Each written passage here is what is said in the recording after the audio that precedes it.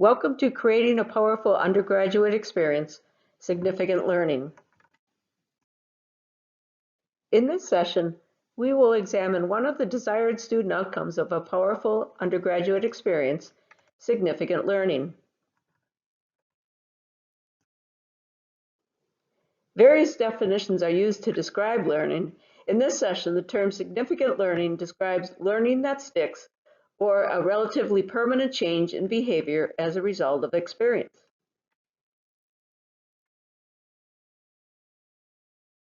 Common sense would indicate that learning should be a fundamental outcome of the college experience. However, in their book, Academically Adrift, Limited Learning on College Campuses, the authors cite their research that reveals that an astonishing proportion of students are progressing through higher education today without measurable gains in general skills such as critical thinking, analytical reasoning, problem solving, and writing as assessed by the Collegiate Learning Assessment, or CLA. The reasons students fail to experience significant learning are varied. Some of the reasons relate to students. For example, many students come to college underprepared for the academic rigors of the college or find the demands of the new environment too overwhelming. Some of the issues related to limited student learning are related to the organization and delivery of the curriculum. Many students do not see the relevance of the material they are studying and feel that the general education courses do not help prepare them for jobs, one of their primary reasons for attending college. This is particularly salient issue during the freshman and sophomore years when students are immersed in taking general education courses and are enrolled in courses primarily delivered through lectures or in large lecture halls. As a result, students often become disengaged from learning and do not put the time and effort into the academic endeavors that is required to result in significant learning. Another factor tied to student learning is the teaching expertise of faculty. For example, the faculty teaching courses may be subject matter experts in their discipline, but may have limited knowledge and formal preparation in teaching, instructional design, or curriculum development. Faculty are also so focused on delivering the content of their discipline that they fail to take the time to learn to understand their students, their needs, their motivations, their abilities, their prior learning, and their life experiences. Sound teaching begins with a fundamental understanding of the learner and designing, adapting, and delivering learning experiences that are aligned with the learner's abilities. Unfortunately, many instructors are so passionate about their discipline, they fail to take the time to learn about their students. This is a critical error in judgment, especially during these times when the skills, abilities, motivations, and prior learning and experiences of our students may be so different from ourselves. Another factor that may impact student learning is the lack of commitment by the institution to teaching excellence. At many institutions, excellence in teaching is not as valued as research and peer-reviewed publications. As a result, a majority of the individuals involved in delivering introductory, core, and general education courses are often adjunct or non-tenured faculty.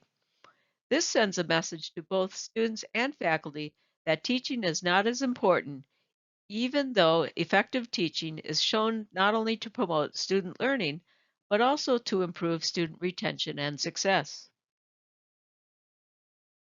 Finally, many students experience limited learning because the learning or social environments at the institution may not be as conducive to promoting higher levels of learning and academic engagement.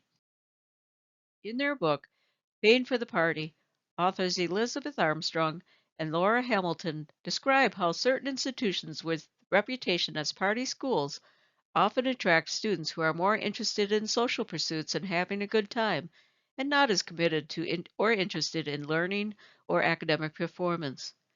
This can create a campus culture where students who are committed to learning or are not partiers do not feel as if they fit in.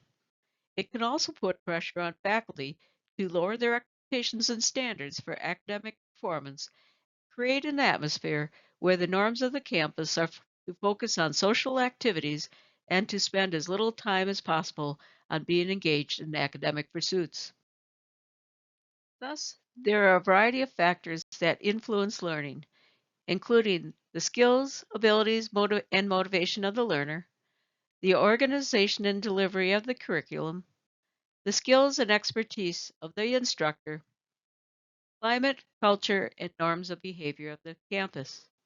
A key to promoting significant learning is to educate students, faculty, and leaders across the campus of the factors that influence learning and academic performance. Advances in neuroscience has helped us to understand that learning is a process that changes the structures of the brain. Through learning and practice, new synapses within the brain are formed and neural patterns become stronger, making it easier to retrieve information and make connections between concepts.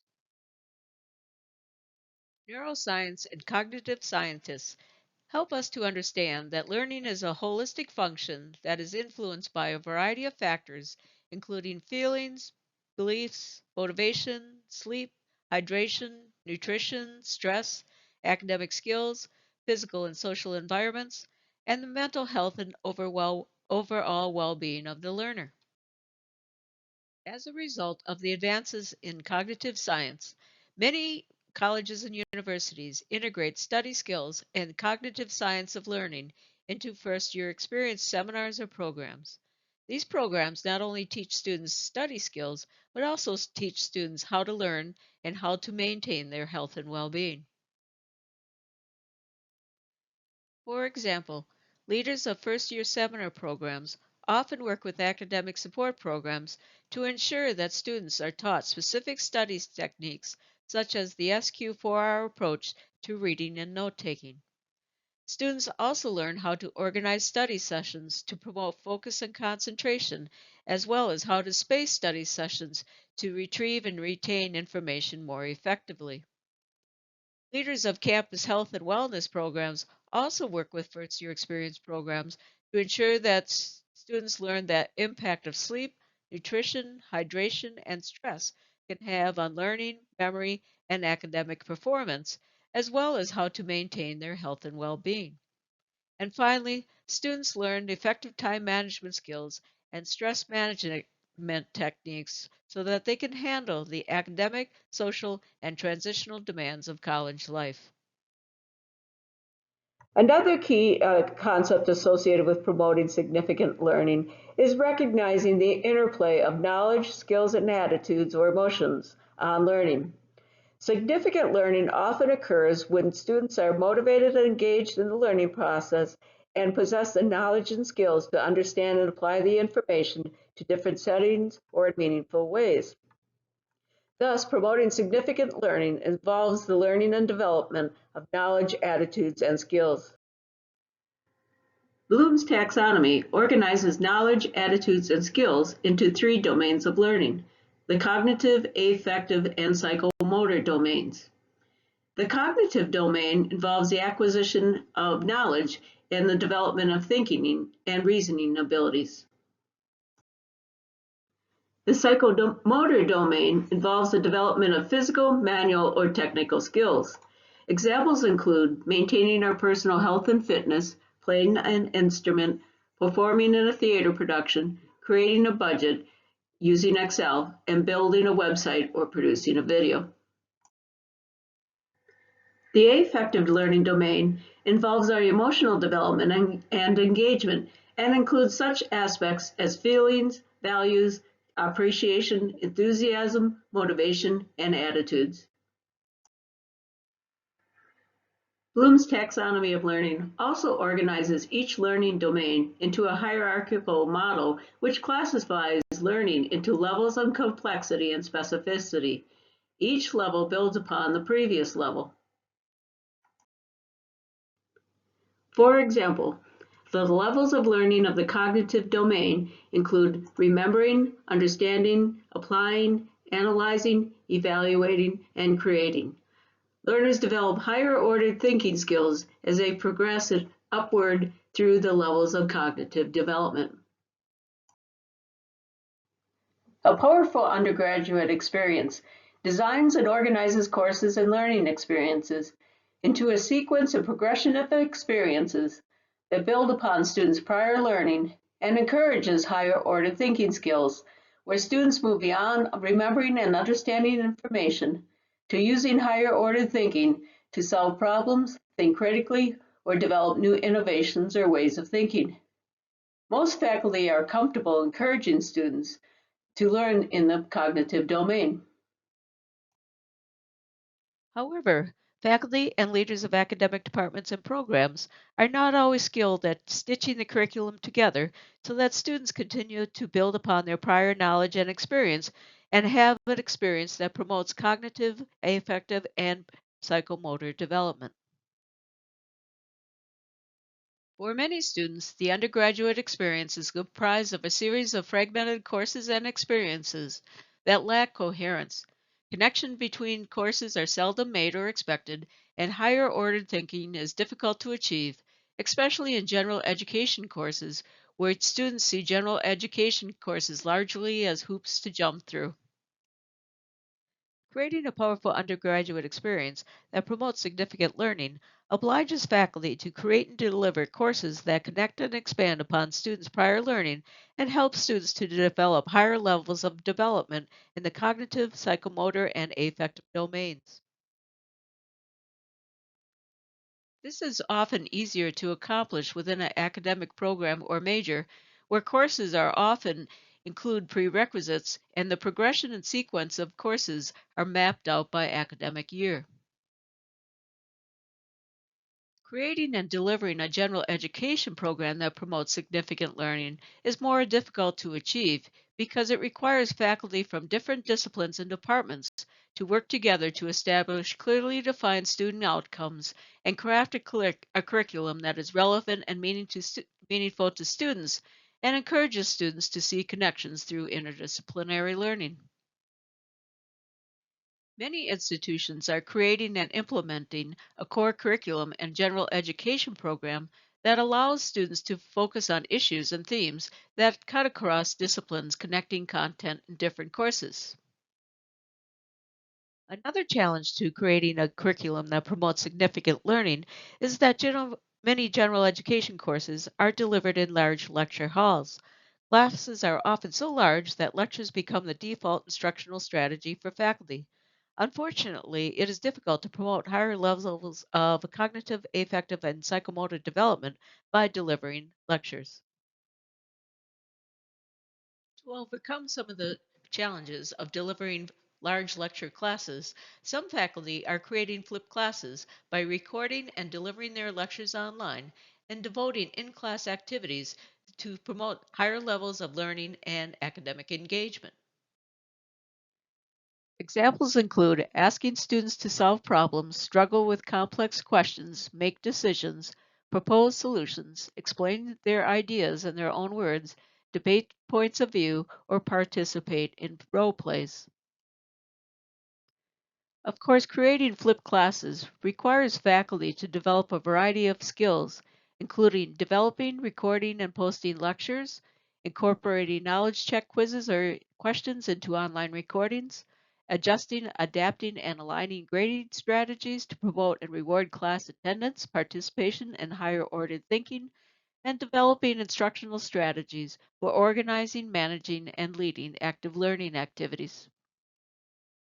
Most colleges and universities offer faculty development workshops or programs that are designed to help faculty incorporate instructional strategies and techniques that promote higher levels of student learning and engagement.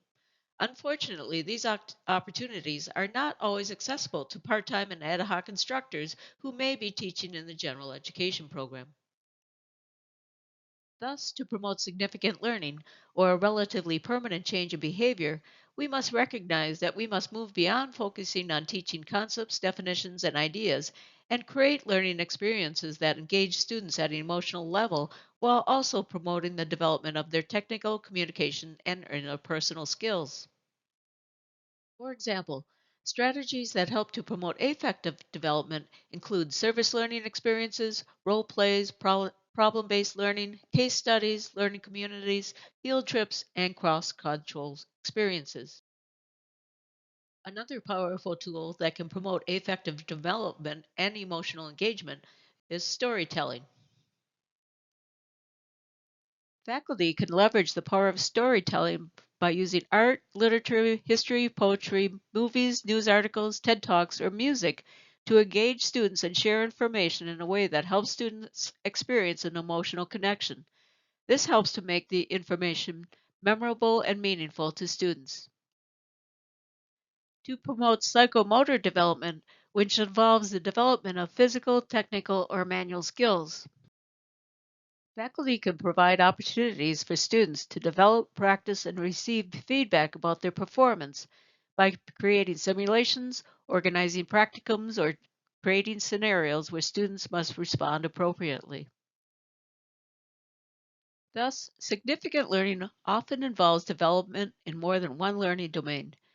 Think about when you ask your students to write a research paper. They not only have to understand, formulate, and synthesize their concepts and ideas, but they also have to have the motivation to work through the stages of research and writing, as well as possess the skills to complete the steps of outlining, drafting, and revising their paper. Thus, when we set objectives and we develop assignments, we must also consider how achievement of these objectives may involve development in other learning domains. I learned this early in my teaching career after reading many poorly organized and written research papers in my exercise physiology class. I learned that I just couldn't assign a research paper related to a topic in exercise physiology. I also had to incorporate activities and structures that helped my students work through the steps of researching the topic and writing the paper. Thus, significant learning often involves the interplay between knowledge, attitudes and emotions, and skills. Significant learning also moves students beyond remembering and understanding information to develop higher order thinking, promoting emotional development and maturity, and developing the acquisition of complex skills. Finally, significant learning is learning that sticks and leads to a relatively permanent change in ways of thinking, behaving, and viewing the world. The online on demand series, Creating a Powerful Undergraduate Experience, First Year Experience Programs, describes how leaders of first year experience programs can create a first year experience that promotes student learning, development, retention, engagement, and success. In the next session, we will examine another desired outcome of a powerful undergraduate experience, growth and development.